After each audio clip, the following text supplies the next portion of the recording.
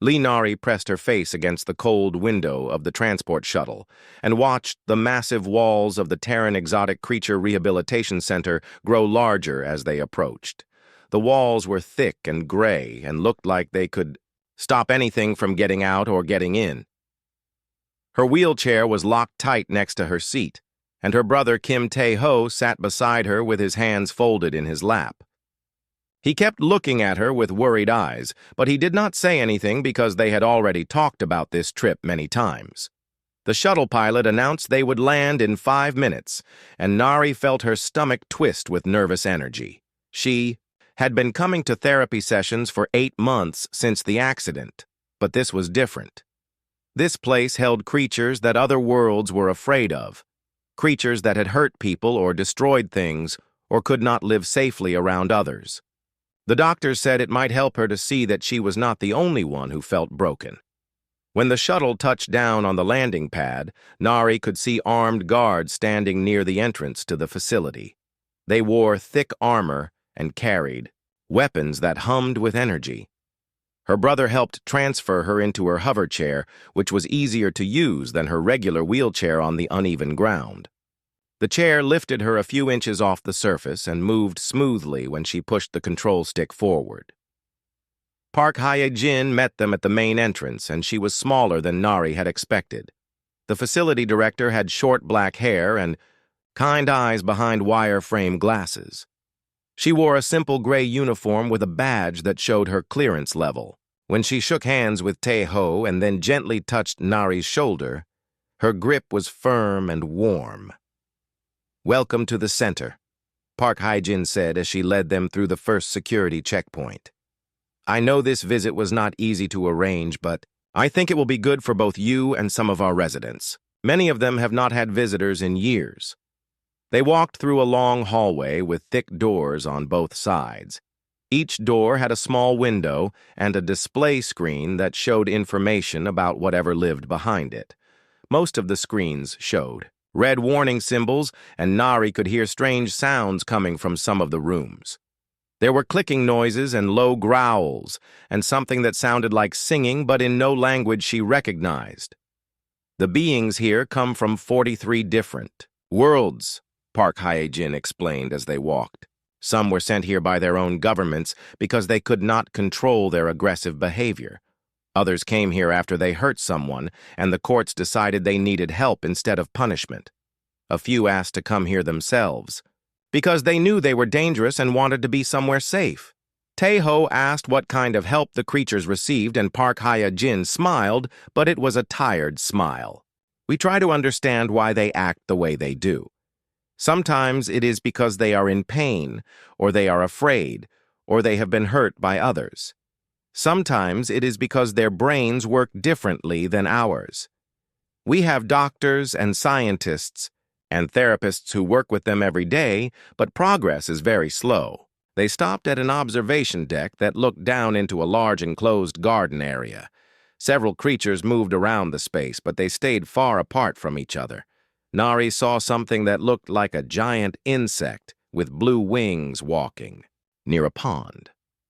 On the other side of the garden, a furry creature with 6 legs was digging holes in the dirt.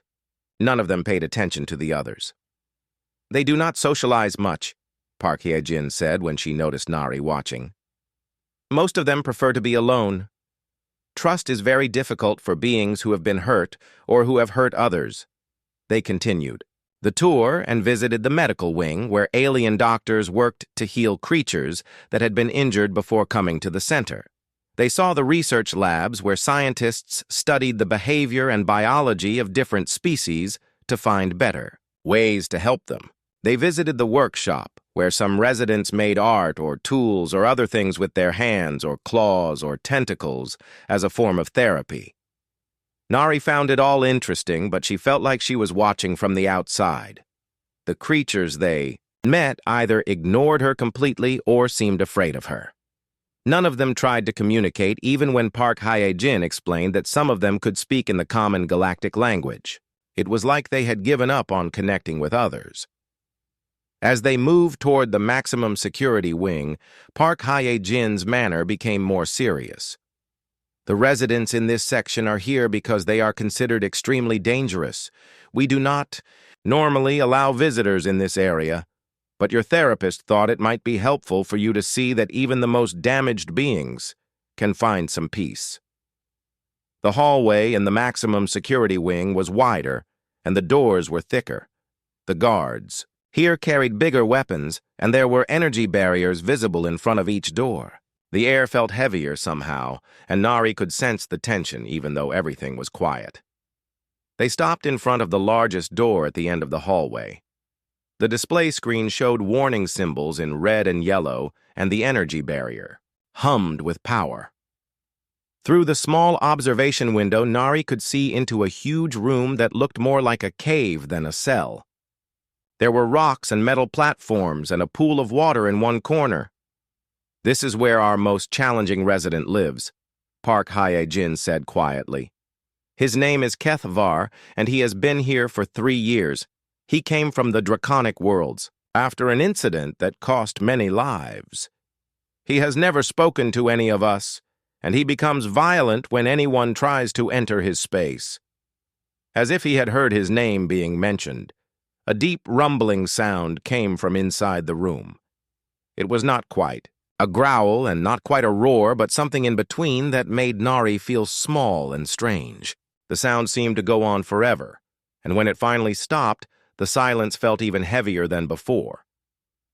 Taeho stepped closer to his sister and asked if they should move on to a different area, but Nari found herself pushing her chair closer to the observation window. Something about that sound had not seemed angry or threatening to her. It had seemed lonely, and that was something she understood very well. Nari moved her hover chair closer to the observation window, while Park Hye-jin was explaining security procedures to her brother. The glass was thick and reinforced with metal bars, but she could see clearly into the enormous room beyond. It was decorated to look like a natural cave with rough stone walls and platforms at different heights. The ceiling disappeared into darkness, and she could hear the sound of water dripping somewhere in the distance. At first, she thought the room was empty, but then something moved in the shadows near the back wall. It was huge and dark, and when it stepped into the light, Nari had to grip the arms of her chair to keep from gasping out loud. The creature was easily 4 meters tall, with a body that was both powerful and graceful, like a predator that had never known fear. His scales shifted between deep purple and black as he moved, and they caught the light like polished metal. His head was elongated and elegant, with sharp ridges above eyes that glowed with an inner fire. When he opened his mouth slightly, she could see rows of teeth that could tear through metal, and his claws scraped against the stone floor with each step. His wings were folded against his back, but even folded they were massive, and she could imagine how terrifying he would look with them spread wide. This was HFY, and he was the most magnificent and frightening thing Nari had ever seen. The dragon moved slowly across his enclosure, and she realized he was pacing like a caged animal. His movements were restless and angry, but also tired, as if he had been pacing for a very long time. When he reached the wall nearest to the observation window, he stopped and turned his great head toward them. His eyes locked onto hers through the glass and the barrier, and for a moment time seemed to stop. Those eyes were ancient and filled with pain and rage, but also with intelligence that was sharp and clear. They were the eyes of someone who had seen too much and lost too much and had no hope left for anything better. Nari recognized that look because she saw it in her own mirror every morning when she woke up. Nari stepped back from the window. "Taeho," said with worry in his voice, but she did not move. Something was happening that she did not understand, but did not want to interrupt. HFY was still staring at her, and his head tilted slightly to one side like he was trying to figure something out. Park Hye-jin noticed what was happening and moved quickly to stand beside Nari's chair. This is very unusual behavior for him. He normally ignores visitors completely or becomes aggressive when he notices them watching him. Yoon So-min appeared from a side corridor carrying a data pad and moving fast, like she had been called in a hurry. The xenobiologist was young with bright eyes and hair pulled back in a practical ponytail. She wore a white lab coat over her casual clothes and had several monitoring devices clipped to her belt. Director Park One came as soon as the sensors detected the change in his behavior, So-min said as she checked her data pad. His stress levels are actually decreasing, which is the opposite of what normally happens when he has an audience. His brain activity is also different. It looks like he is trying to process complex thoughts rather than just reacting with anger. Kethvar took another step closer to the barrier, and Nari could see the muscles moving under his scales. He was incredibly powerful and could probably break through the energy field if he really wanted to, but he stopped just short of it and continued to stare at her. His breathing was deep and slow, and she could see vapor coming from his nostrils in small puffs. "What makes him so dangerous?" Nari asked, without taking her eyes off the dragon. So-min looked at her data pad again, and her expression became serious. 3 years ago, he destroyed an entire space station in the Outer Rim territories. 847 beings died in the attack, and the station was completely obliterated. No one survived to explain what happened or why he did it. When coalition forces found him, he was floating in space near the debris, and he offered no resistance when they captured him. Has he ever hurt anyone here at the facility? No, but he has made it clear that he will defend himself if threatened. 2 guards tried to enter his enclosure during his first week here, and he nearly killed them both. Since then, we have maintained strict distance protocols, and he has remained calm as long as no one tries to approach him directly. Park Hyejin gestured toward a control panel near the window. We can communicate with him through the intercom system, but he has never responded to any attempts at conversation. We are not even sure if he understands Galactic Common Language or if he chooses not to speak. Nari made a decision that surprised everyone, including herself. She reached over and activated the intercom system before anyone could stop her. The connection opened with a soft beep, and she could hear the sounds from inside Kethavar's enclosure amplified through the speakers. "Hello?" she said simply. The dragon's head jerked slightly at the sound of her voice coming through the speakers in his room. His glowing eyes focused on the observation window with new intensity, and his massive frame became perfectly still. For a long moment, nothing happened, and Nari began to think she had made a mistake. Then Kethvar did something that no one at the facility had ever seen before. He approached the energy barrier until he was standing just centimeters away from it. His huge clawed hand came up and pressed against the field, causing it to shimmer and spark with contained energy. When he spoke, his voice was deep and resonant, and filled with an accent that spoke of ancient worlds and forgotten languages. "Small, broken one," he said in perfect galactic common. "Why do you not fear?" The silence that followed was so complete that Nari could hear her own heartbeat. Park Hyejin and So-min stared at each other in shock while Tae-ho moved protectively closer to his sister's chair. This was the first time in 3 years that Kethvar had acknowledged the existence of another being. Nari thought about his question for a moment before answering. "Because I think you understand what it feels like to be broken." Kethvar's eyes widened slightly, and his hand pressed harder against the energy barrier. "You see much for one so young. What breaks you, small one?" "The same thing that breaks everyone," Nari replied. "I could not save someone I loved." The dragon was quiet for a long time after that, but he did not move away from the barrier, and he did not stop looking at her. Finally, he spoke again, and his voice was softer than before. "Perhaps we are not so different after all." The next morning, Nari woke up before dawn and asked Tae-ho to bring her back to the facility.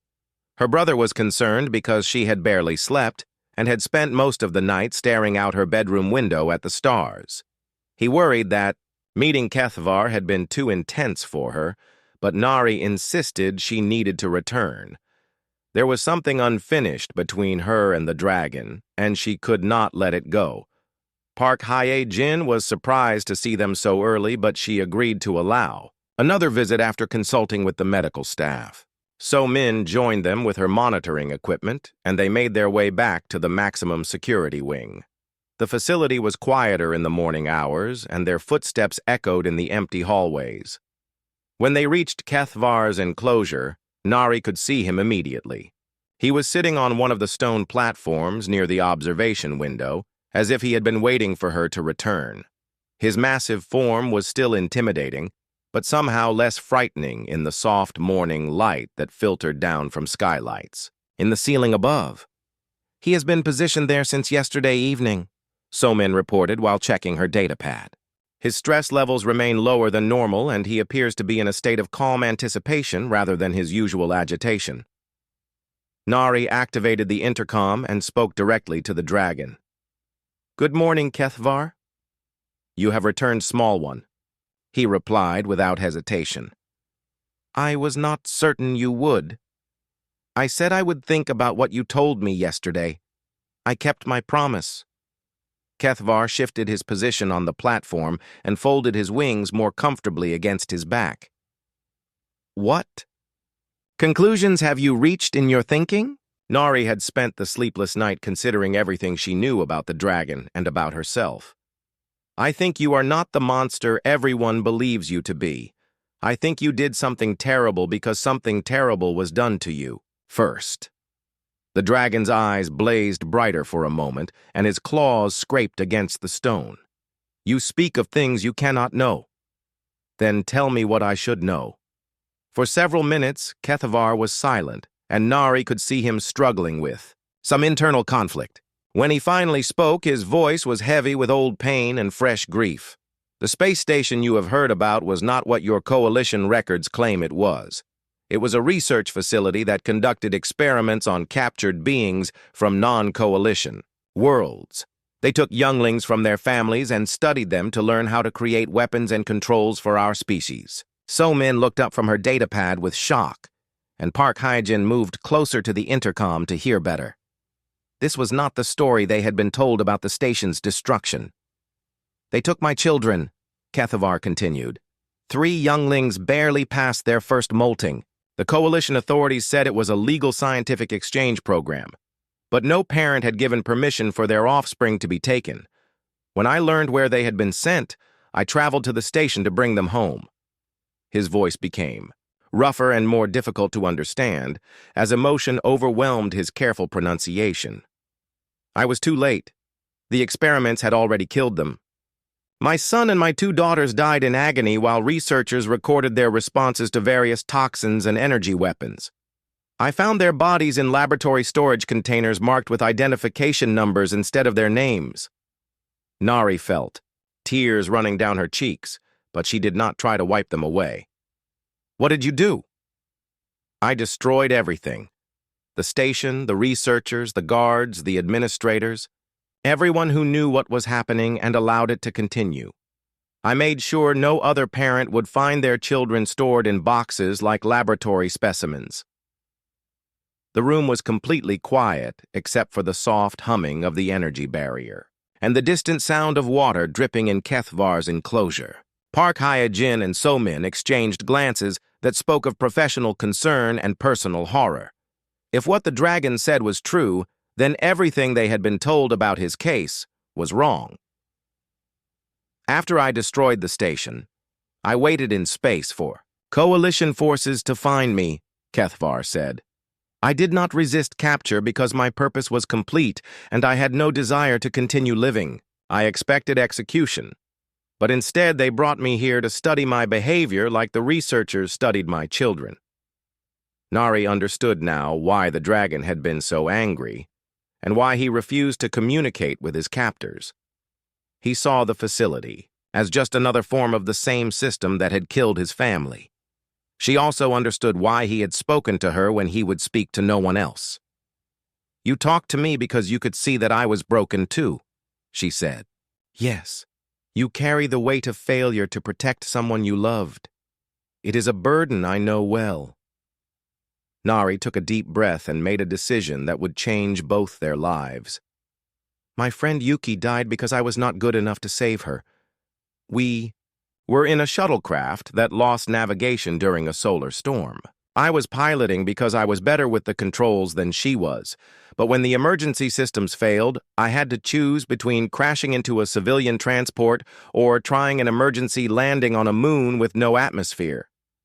She paused to steady her voice before continuing.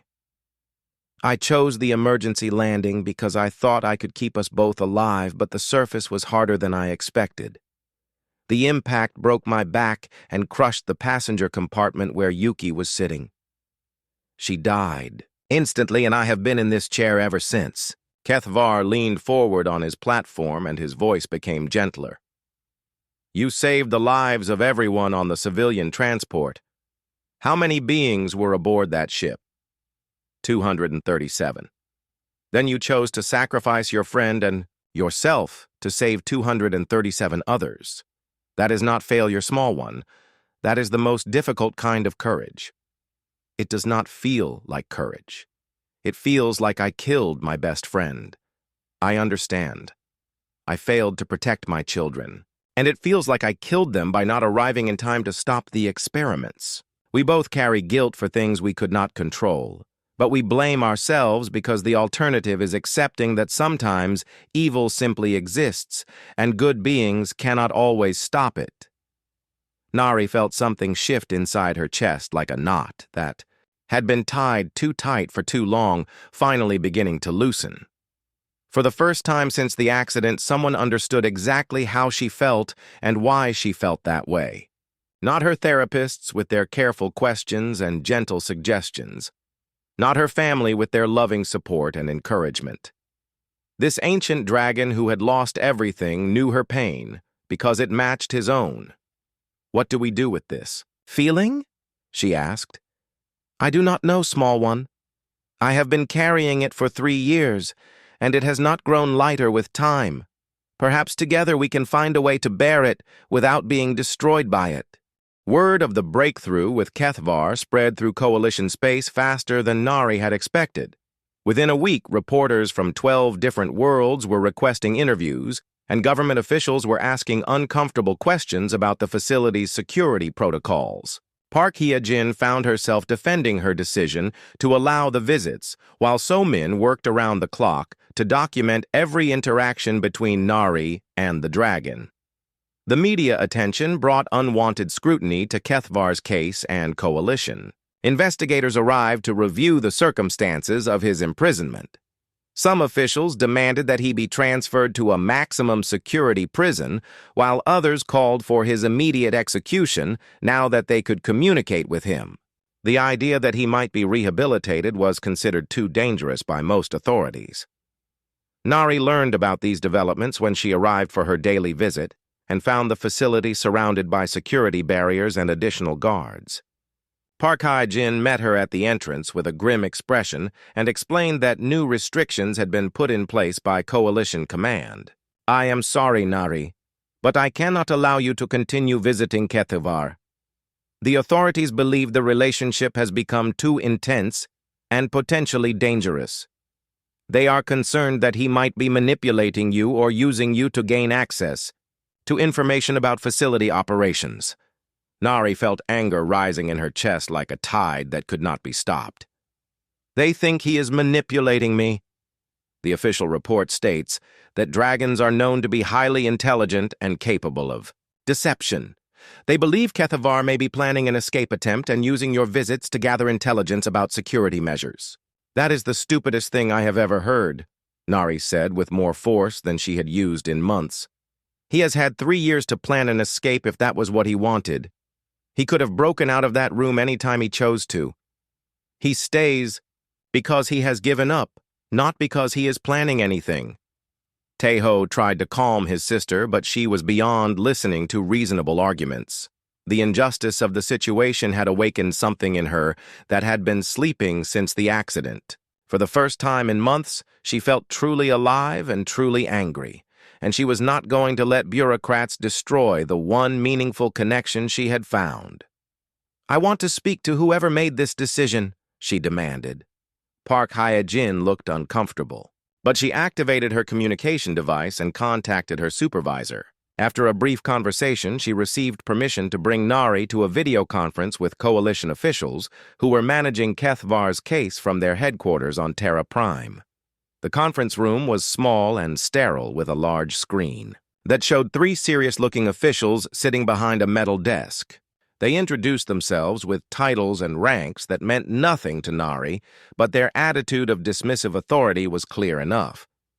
The lead official was a middle-aged man with gray hair and cold eyes who spoke in a tone that suggested he was accustomed to being obeyed without question. "Miss Lee, we understand your concern for this creature, but you must realize that your safety is our primary responsibility. Kethvar is an extremely dangerous being who has killed hundreds of innocents. The fact that he has begun communicating does not change his fundamental nature. His fundamental nature is that of a father who tried to save his children," Nari replied. "The only dangerous thing about him is what you people did to his family."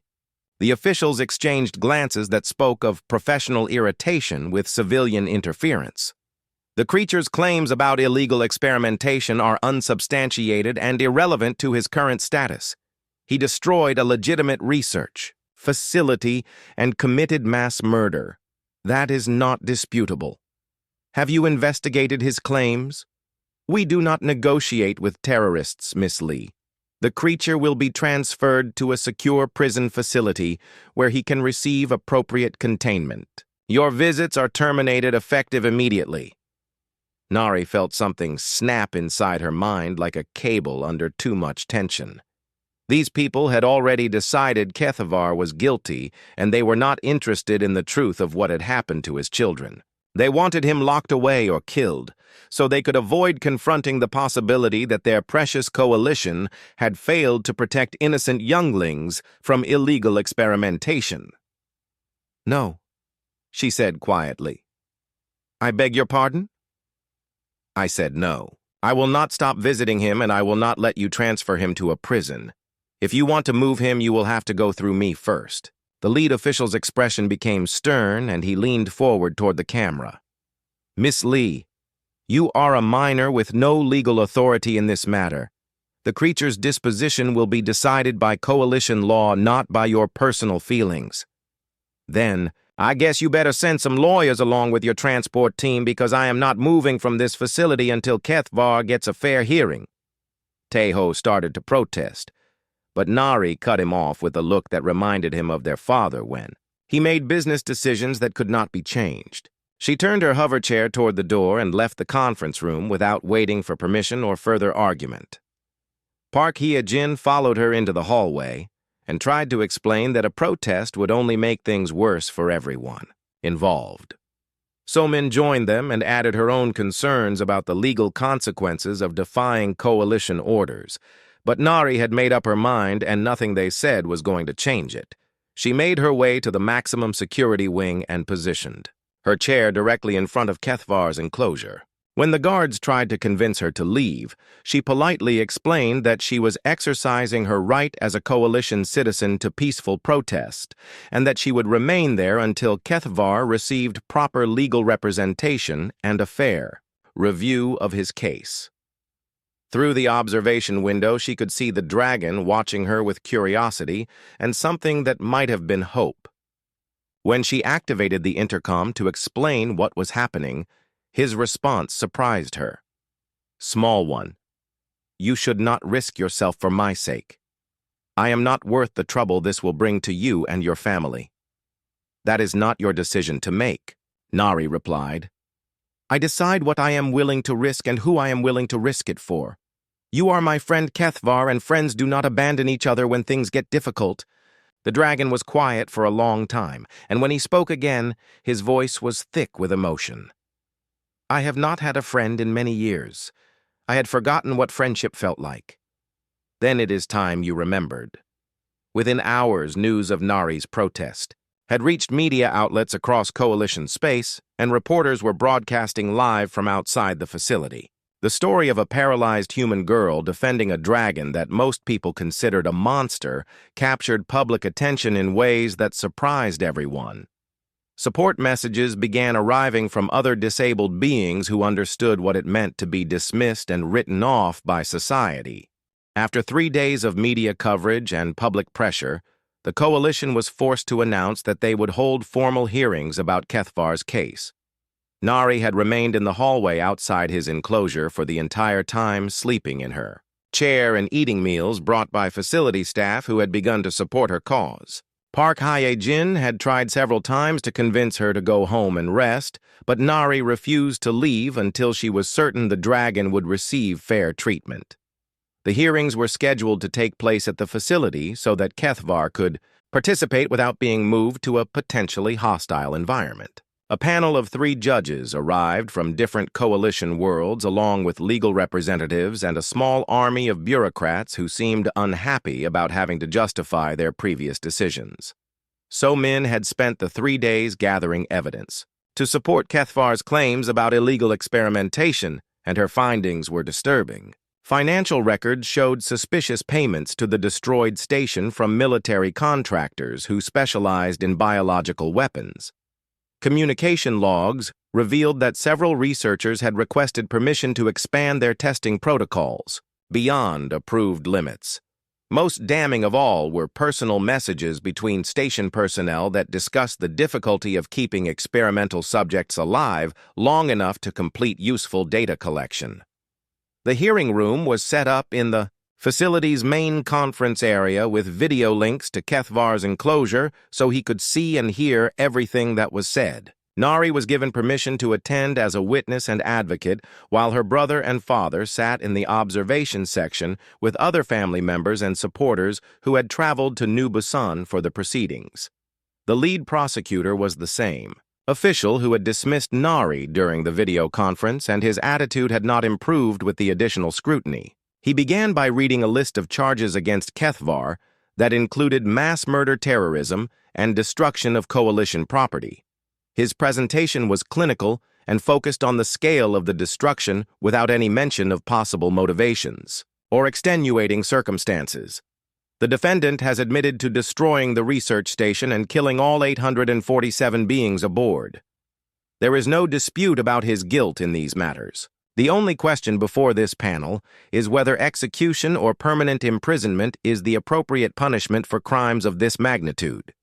Kethvar's defense attorney was a young woman named Choi Min-ah, who specialized in interspecies law and had volunteered to represent him without payment.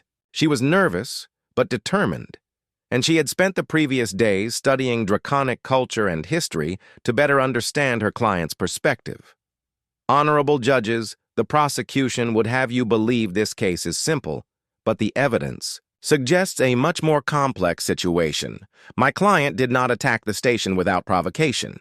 He was a father attempting to rescue his children from an illegal research program that violated every treaty the coalition has signed regarding the treatment of sentient beings. The defense presentation included So Min's research along with testimony from other draconic refugees who confirmed that children had been disappearing from their worlds for months before Kethvar's attack. Medical experts explained that the experiments described in the station's records would have caused extreme suffering before death, and that no ethical oversight had been in place to prevent abuse. When it came time for Kethvar to speak for himself, the room became completely silent. The dragon had remained quiet throughout most of the proceedings, but when the lead judge asked if he had anything to say in his own defense, he rose from his resting position and approached the camera in his enclosure. I have listened to your legal arguments and your evidence and your discussions of punishment, but I have heard very little about justice. You speak of my crimes, but not of the crimes committed against my children. You debate my fate, but you do not ask what should be done to prevent other families from suffering as mine did. His voice was calm and controlled, but there was an undercurrent of power that reminded everyone in the room exactly what he was capable of when roused to anger. I do not deny that I destroyed the station and killed everyone aboard. I would do it again under the same circumstances, because that is what justice demanded when your legal system failed to protect the innocent. The lead prosecutor objected that Kethvar was attempting to justify mass murder, but the dragon continued without, acknowledging the interruption. You fear me because I am large and strong and capable of great destruction, but I am not the monster in this story.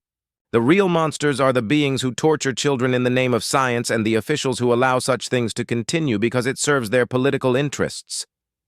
He turned his great head toward the camera that showed Nari in the hearing room, and his expression softened slightly. 3 days ago, a small human girl taught me something I had forgotten in my grief and rage.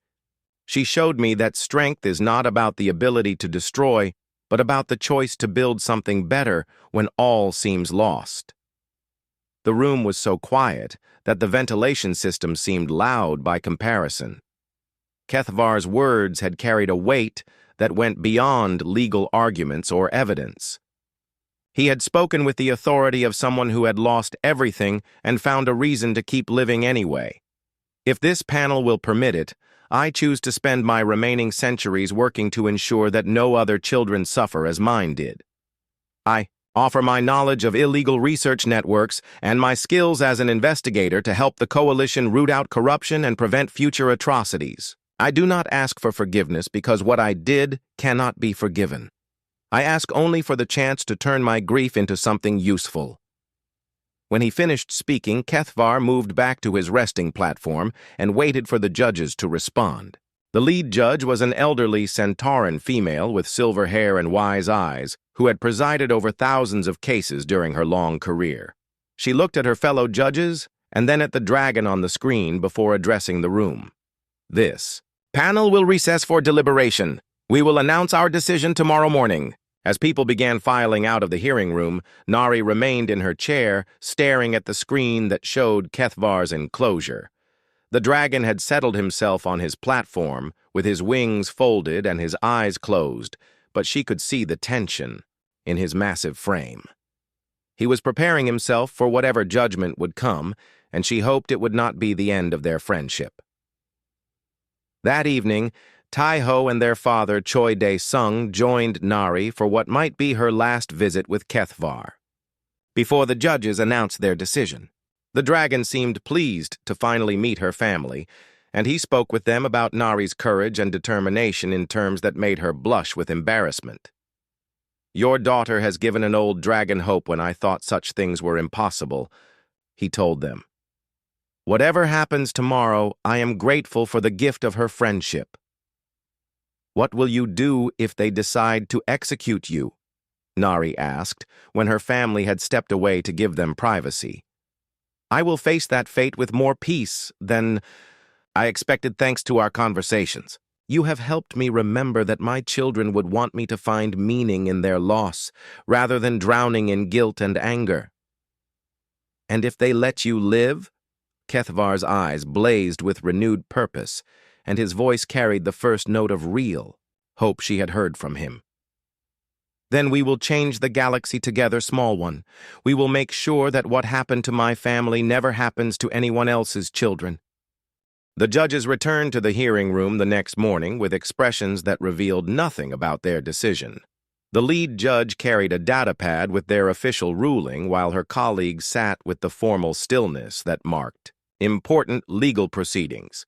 The room was packed with reporters, legal observers, and facility staff who had followed the case from the beginning.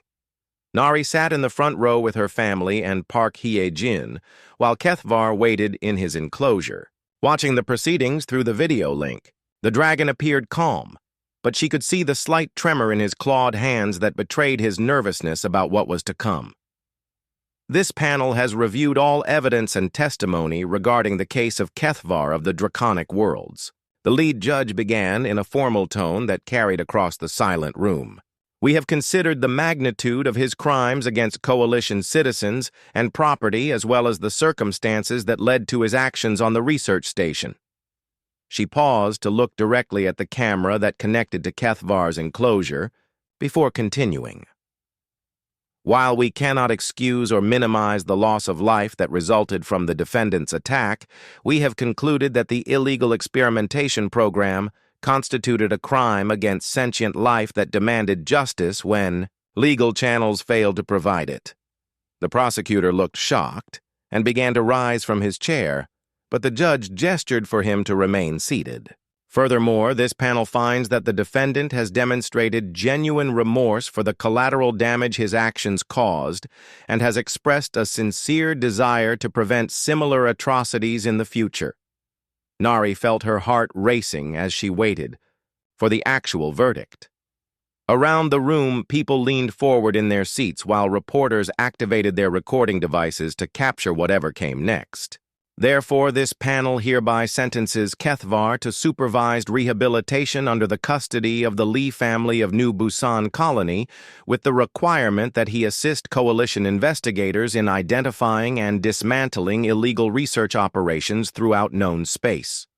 This sentence is conditional upon his continued cooperation and his agreement to submit to regular evaluation by qualified xenopsychologists. The room erupted in surprised voices and shouted questions from reporters, while Nari sat in stunned silence trying to process what she had just heard. The judges had not only spared Kethvar's life, but had placed him in her family's custody. She looked at her father and brother, who appeared equally shocked by the unexpected decision. On the video screen, Kethvar had risen from his platform and was staring at the camera with an expression of disbelief. When the room quieted enough for him to be heard, he spoke directly to the judges with a voice thick with emotion. "Honorable judges, I accept your conditions, and I pledge my remaining years to the service of justice. I will not disappoint your faith in my ability to change." The lead judge nodded formally before addressing the room one final time. "This case has raised important questions about coalition oversight of research programs and the treatment of non-coalition species. We expect full cooperation from all relevant agencies in reviewing current protocols and implementing stronger safeguards against future abuses." Over the following weeks, the bureaucratic process of transferring Kethvar to civilian custody proved almost as complicated as the legal proceedings themselves. Security protocols had to be established for housing a being of his size and capabilities, while legal experts worked out the details of his supervised release. The Lee family home required extensive modifications, including reinforced structures and specialized monitoring equipment. During this transition period, Nari continued her daily visits to the facility, where she and Kethvar began planning their future work together. The Dragon's detailed knowledge of illegal research networks had already led to raids on 3 suspected facilities and the rescue of dozens of captured beings from various worlds. So-Min joined their planning sessions as the scientific coordinator for what was becoming known as the Interspecies Protection Initiative. Her research into the destroyed station had uncovered connections to a much larger network of illegal operations that spanned multiple sectors of coalition space. "The scope of this problem is larger than anyone realized," So-Min explained during one of their meetings. "We have identified at least 12 facilities that show similar financial patterns and communication protocols. Some of them have been operating for years without any oversight or inspection." Kethvar studied the data with the focused intensity of a predator tracking prey. "This matches what I learned from the station personnel before I killed them. They spoke of other locations and other research programs, but I was too consumed with grief to pay proper attention to the details." "We can fix that now," Nari said with determination that had become her trademark. "We have time and resources and legal authority. We can shut down every one of these operations and rescue every being they have captured." The day finally came when Kethvar was released from the facility into the custody of the Lee family.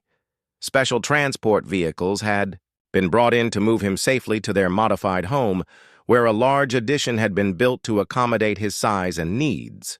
The structure was designed to look like a natural cave system with multiple levels and environmental controls that could simulate his home world's atmosphere.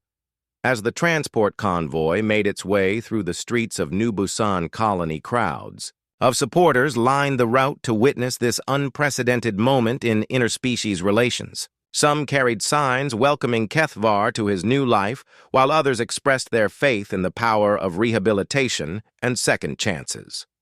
When they arrived at the Lee family home, Kethvar emerged from the transport with careful dignity and surveyed his new surroundings. The house sat on several acres of natural landscape with gardens and water features that had been designed to provide both beauty and privacy. For the first time in 3 years, he would have access to open sky and growing things. Nari waited for him near the entrance to his new living space with her family gathered around her chair. When the dragon approached them, he moved slowly and kept his massive frame low to appear less intimidating. His ancient eyes held an expression of gratitude that words could not adequately express. "Welcome home, Kethvar," Nari said simply. The dragon looked at the house and the gardens and the family that had chosen to take responsibility for his rehabilitation. When he spoke, his voice carried wonder and hope that had been absent for too long. "I had forgotten what home felt like, small one. Thank you for reminding me that such things are still possible." 6 months later, Nari and Kethvar had become the most famous partnership in Coalition space.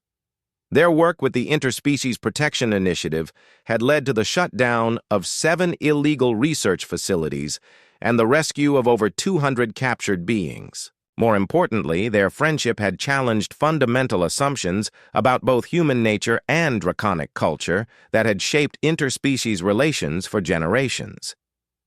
The final scene of their story began when Nari received an invitation to address the Coalition Assembly about their work and their proposals for stronger protections for vulnerable species. It would be the first time a human civilian had been given such an opportunity, and the first time a draconic being had been welcomed in the assembly chambers as anything other than a prisoner or defendant. As she prepared her speech, Nari thought about how much had changed since that first day when she met a broken dragon in a rehabilitation facility. Neither of them was the same being they had been before their friendship began, and both of them had found purpose in their shared determination to protect others from suffering similar losses. The day of her address, Kethvar accompanied her to the assembly building on Terra Prime, where thousands of beings from hundreds of worlds gathered to witness this historic moment.